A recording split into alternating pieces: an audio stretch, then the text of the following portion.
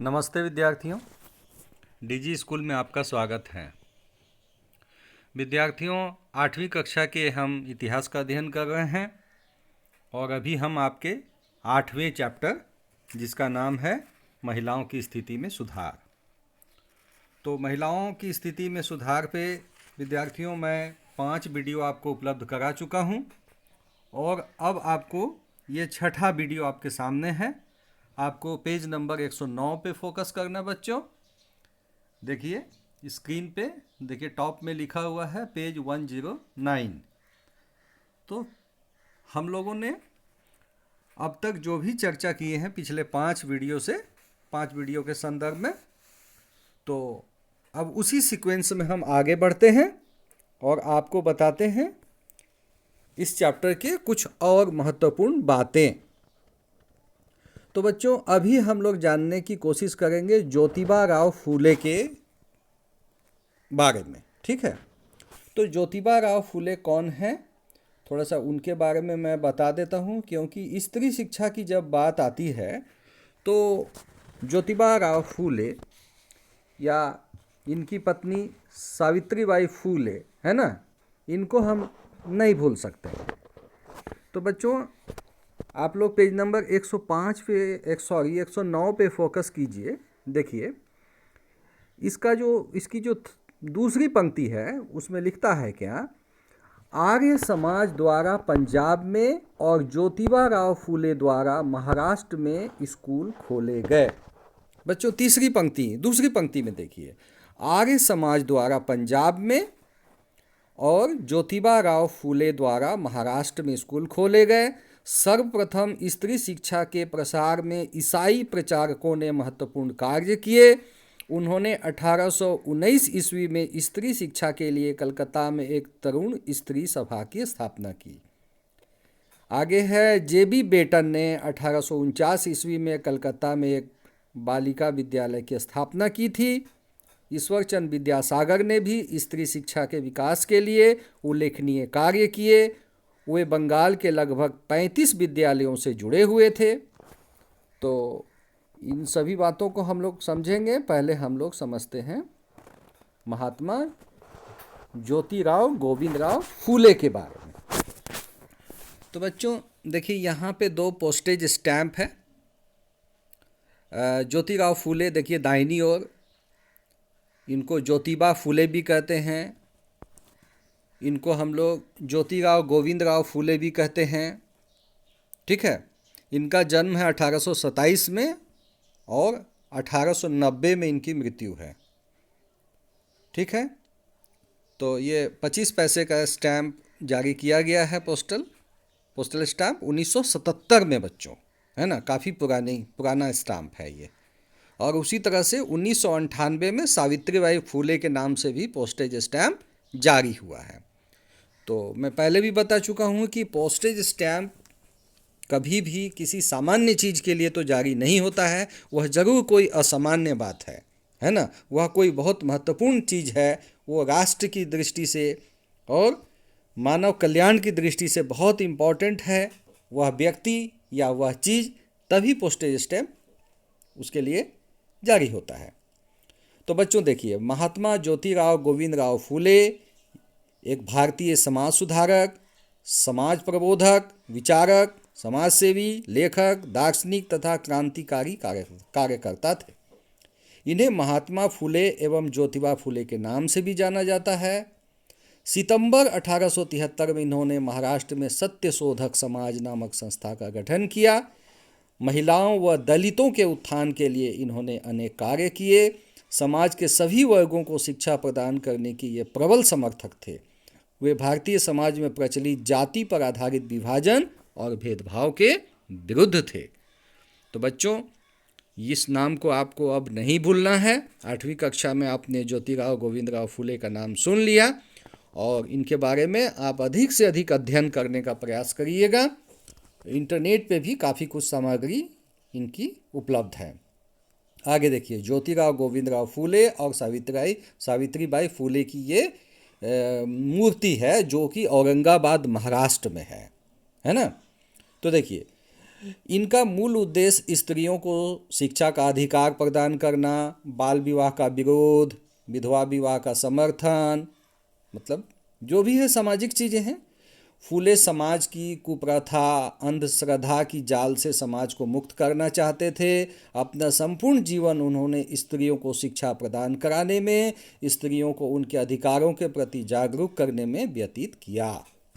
ठीक है बच्चों, आगे है 19वीं सदी में स्त्रियों को शिक्षा नहीं दी जाती थी। फूले महिलाओं को स्त्री पुरुष भेदभाव से बचाना चाहते थे। उन्होंने कन्याओं के लिए भारत की पहली पाठशाला पुणे में बनाई। स्त्रियों की तत्कालीन दयनीय स्थिति से फूले बहुत व्याकुल और दुखी होते थे, इसलिए उन्होंने दृढ़ निश्चय किया कि वे समाज में क्रांतिकारी बदलाव लाकर ही रहेंगे। उन्होंने अपनी धर्म पत्नी सावित्रीबाई फूले को स्वयं शिक्षा प्रदान की। सोच लीजिए, मतलब उनकी पत्नी पढ़ी लिखी नहीं थी लेकिन उनको पढ़ाया, है ना। सावित्रीबाई फूले भारत की प्रथम महिला अध्यापिका थी। तो बच्चों, इन बातों को आप समझ गए। अब चलिए हम लोग पेज नंबर 109 के ही सबसे अंतिम, देखिए ये ऊपर वाले स्टेंजा की सबसे अंतिम दो पंक्तियों को पढ़ते हैं।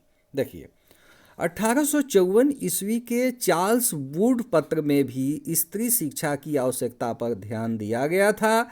महिलाओं के शिक्षा के उत्थान में पुरुषों का योगदान काफ़ी महत्वपूर्ण था। बच्चों, यह चार्ल्स वुड और 1854 का जिक्र होता है, तो थोड़ा इसको हम लोग देख लेते हैं। ये भी पेज नंबर 109 पे है। तो देखिए, 1854 ईस्वी का चार्ल्स वुड का पत्र, यानी कि इसको हम लोग वुड्स डिस्पैच 1854 कहते हैं। तो बच्चों, ये क्या चीज़ है? चार्ल्स वुड कौन है और भारत की शिक्षा में इनकी क्या भूमिका है?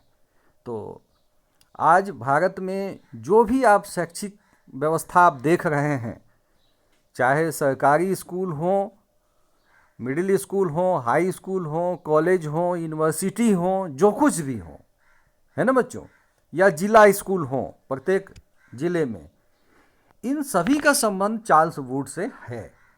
तो क्या संबंध है, थोड़ा उसको हम लोग जानते हैं। तो देखिए, sir Charles Wood 1854। Sir Charles Wood ने अंग्रेजी शिक्षा का प्रचार और महिलाओं की शिक्षा पर जोर देने के लिए 1854 ईस्वी में, 1854 यानी लॉर्ड डलहौजी का समय, है ना, 1854 ईस्वी में तत्कालीन गवर्नर जनरल लॉर्ड डलहौजी के एक पत्र लिखा। कहाँ से लिखा? लंदन से, लंदन से, है ना, जिसे वुड का घोषणा पत्र कहा जाता है। बच्चों, ये कोई साधारण चिट्ठी नहीं थी एक पन्ने की, ये बहुत बड़ा पत्र था और इसमें बहुत कुछ भारतीय शिक्षा को लेकर के इसमें काफ़ी कुछ कहा गया था। इसमें कहा गया कि प्राथमिक विद्यालयों की मातृभाषा होनी चाहिए, उच्च शिक्षा यानी कि विश्वविद्यालय की शिक्षा का माध्यम अंग्रेजी भाषा होनी चाहिए। यही कारण है बच्चों कि आज भी यदि आप यूनिवर्सिटीज़ में आप चले जाएं, विश्वविद्यालयों में आप चले जाएं, तो वहाँ पे भाषा का माध्यम जो है वो अधिकांश मामलों में अंग्रेजी ही है ना। तो हम लोग देखते हैं वुड का जो आदेश पत्र है, वुड डिस्पैच, उसकी मुख्य मुख्य बातें क्या हैं। तो बच्चों, आप लोग स्क्रीन पे फोकस करिए। देखिए, ये बातें पाठ्य पुस्तक में नहीं है, इसको अलग से शामिल किया गया है। बच्चों, शिक्षा के प्रसार के लिए चार्ल्स वुड ने निम्नलिखित सुझाव दिए। पहला, सरकार पाश्चात्य शिक्षा यानी कि वेस्टर्न मॉडल का जो एजुकेशन है, पाश्चात्य शिक्षा, कला, दर्शन, विज्ञान और साहित्य का प्रसार करे। ये किसका कहना है? ये कहना है चार्ल्स वुड का। किसको कहा गया? ये कहा गया लॉर्ड डलहौजी को। दूसरा, उच्च शिक्षा का माध्यम अंग्रेजी ही हो परंतु देसी भाषाओं को भी प्रोत्साहित किया जाए। ठीक है। अध्यापकों के प्रशिक्षण के लिए अध्यापक प्रशिक्षण संस्थान स्थापित की जाए। तो जो बीएड कॉलेज या प्राइमरी टीचर्स ट्रेनिंग कॉलेज इत्यादि आप ये देख रहे हैं, इसका जिक्र सबसे पहले वुड्स डिस्पैच के माध्यम से ही किया गया, क्योंकि यदि शिक्षक मतलब प्रशिक्षित नहीं होंगे तो बच्चों को कैसे पढ़ाएंगे, है ना। तो अध्यापकों के लिए शिक्षक प्रशिक्षण इंस्टीट्यूट या कॉलेज, है ना। व्यावसायिक व टेक्निकल शिक्षा पर बल दिया गया। स्त्री शिक्षा को प्रोत्साहित किया जाए। निजी शैक्षिक संस्थाओं को बिना किसी भेदभाव के सरकारी अनुदान दिया जाए। तो उस समय बच्चों निजी शैक्षणिक संस्था के नाम पे क्या था, वो था मिशनरी स्कूल, है ना। अधिकांश मिशनरी स्कूल थे प्राइवेट स्कूलों के नाम पे। आगे है 3 प्रेसिडेंसी नगरों में लंदन विश्वविद्यालय के आधार पर विश्वविद्यालय खोले जाएं, इनका मुख्य कार्य परीक्षाएं संचालित करवाना हो। तो आपको मालूम है कि 1854 में 3 यूनिवर्सिटी खोले गए, जिसमें एक था कलकत्ता यूनिवर्सिटी, दूसरा था बॉम्बे यूनिवर्सिटी और तीसरा था मद्रास यूनिवर्सिटी। ये तीनों यूनिवर्सिटी आज हमारे भारत की शान है बच्चों, है ना। शिक्षा के प्रशासन के लिए एक अलग विभाग की स्थापना की जाए, मतलब कि एजुकेशन डिपार्टमेंट खोला जाए। तो आज जो आप देख रहे हैं कि पूरी की पूरी सरकारी शैक्षिक व्यवस्था, जिसके अंतर्गत आप देख रहे हैं कि सरकारी स्कूल हैं, स्कूल इंस्पेक्टर्स हैं, जिला में डिस्ट्रिक्ट एजुकेशन ऑफिसर हैं, regional deputy director of education हैं, डायरेक्टर हैं, सेक्रेटरी हैं, ये सारा कुछ जो है ना एक मतलब एक व्यवस्था बनी हुई है। तो ये सारी व्यवस्था का जिक्र कहाँ हुआ था, ये सारी व्यवस्था का जिक्र पहली बार वुड्स डिस्पैच में हुआ था। तो बच्चों आप समझ सकते हैं कि शिक्षा के प्रसार के लिए क्या क्या मुहिम चलाई गई और क्या क्या किया गया। तो आगे है बच्चों, 20वीं शताब्दी तक महिलाएं अपने अधिकारों के लिए खुद सामने आने लगी। अच्छी बात है कि अपने अधिकार को खुद समझने लगी महिलाएं।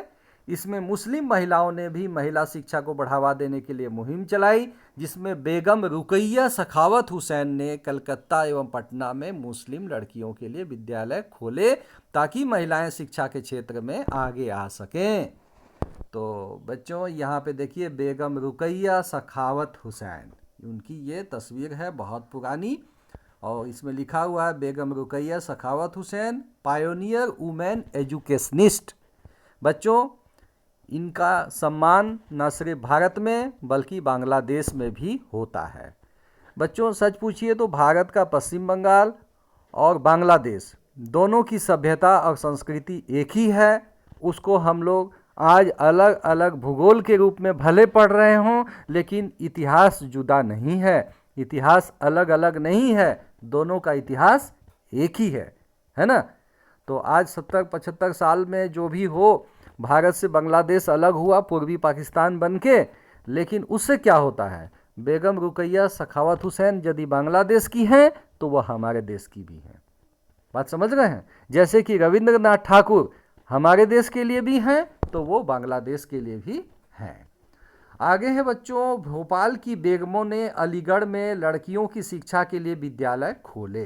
देखिए अलीगढ़ मुस्लिम girls high school UP. Aligarh कहाँ है बच्चों, ये उत्तर प्रदेश में है ना। उत्तर प्रदेश में अलीगढ़ है। तो वहाँ पे आप देख सकते हैं। तो ये काम सिर्फ हिंदू महिलाओं या पुरुषों ने ही नहीं किया, मुस्लिम महिलाओं और पुरुषों ने भी किया। तो जैसे अभी थोड़ी देर पहले हमने पिछले वीडियो में आपको मुमताज़ अली के बारे में बताया था कि वो समाज सुधारक थे और मुस्लिम महिलाओं को घर से बाहर निकलकर शिक्षा प्राप्त करने की वकालत उन्होंने की थी, है ना। तो उसी तरह से बेगम रुकैया सखावत हुसैन का भी यही कुछ रोल है और उन्होंने भी काफ़ी आगे बढ़ कर के समाज के लिए किया। तो यही कारण है बच्चों कि सबसे पहले मैंने बंगाल में शिक्षा का प्रसार बहुत तेज़ी से हुआ और 1880 तक तो बच्चों भारतीय महिलाओं का विश्वविद्यालयों में भी प्रवेश होने लगा और महिलाएं जो हैं वो चिकित्सक बनने लगी, लेखक बनने लगी, शिक्षक बनने लगी, है ना। और आलोचनात्मक लेख वगैरह भी उनके द्वारा लिखा जाने लगा। तो यहाँ तक बच्चों आप लोग समझे। अब इससे आगे बच्चों थोड़ा सा इस पाठ में रह जाता है जिसमें मैं पंडिता रमाबाई के बारे में और ताराबाई शिंदे के बारे में बताऊंगा। तो अभी बच्चों इस वीडियो में इतना ही, और इसको आप लोग ध्यान से समझने की कोशिश कीजिए और जिन चित्रों को आप महत्वपूर्ण समझते हैं उनका आप स्क्रीनशॉट भी ले लीजिएगा ताकि आपको भविष्य में वो चीज़ें सुरक्षित रहेंगी। और आप इन वीडियोस को देखिए, साथ में पाठ्यपुस्तक को भी बच्चों पढ़ने की आदत रखिए और महत्वपूर्ण चीज़ें जो भी आपको लगती है उसको आप लोग नोट डाउन कीजिए और हाइलाइटर पेन से आप पुस्तक में भी हाईलाइट कर लीजिए। तो ठीक है बच्चों, इस वीडियो को मैं यहीं पे समाप्त करता हूँ।